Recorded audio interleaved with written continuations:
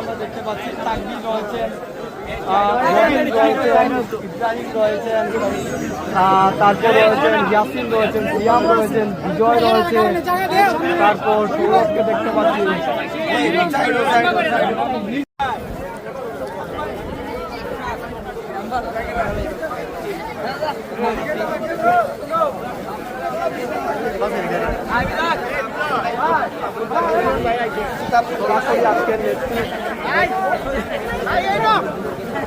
সমাবেশ তারা সকলেই বলছে যে মাদক বিরোধী অভিযান তারা অব্যাহত থাকবে, সেই ক্ষেত্রে তারা বিভিন্ন সচেতনমূলক কর্মসূচি পালন করবে। বিশেষ করে এই ম্যাচের মধ্য দিয়ে সেই অবস্থা শুরু হয়েছে। আমি একজনের সঙ্গে কথা বলি, আমি আপনার কাছে জানতে চাই মাদক বিরোধী অভিযান বিশেষ করে এই সচেতনমূলক প্রোগ্রামটি আপনারা কোন উদ্দেশ্য করেছেন?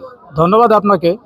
বর্তমান দেশের যে পরিস্থিতি, আমরা চাই দেশকে এগিয়ে নিয়ে যাওয়ার জন্য, কিন্তু বর্তমানে দেশের যুব সমাজের যে হাল, এই যুব সমাজ যদি নেশার মধ্যে আক্রান্ত হয় বা ডুবে যায়, তাহলে আমার মনে হয় যে দেশকে এগিয়ে নিয়ে যাওয়া যাবে না এবং অর্থনৈতিকভাবেও উন্নত করা যাবে না।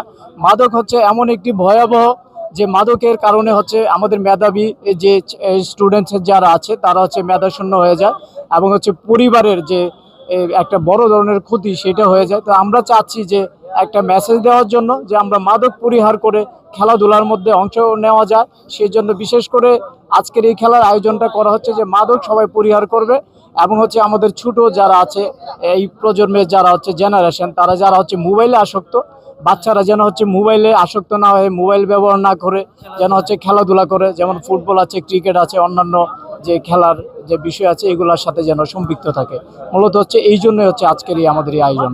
তিনি যেমনটা বলছিলেন যে মাদক বিরোধী যে আজকের যে টুর্নামেন্ট ম্যাচটি দুটি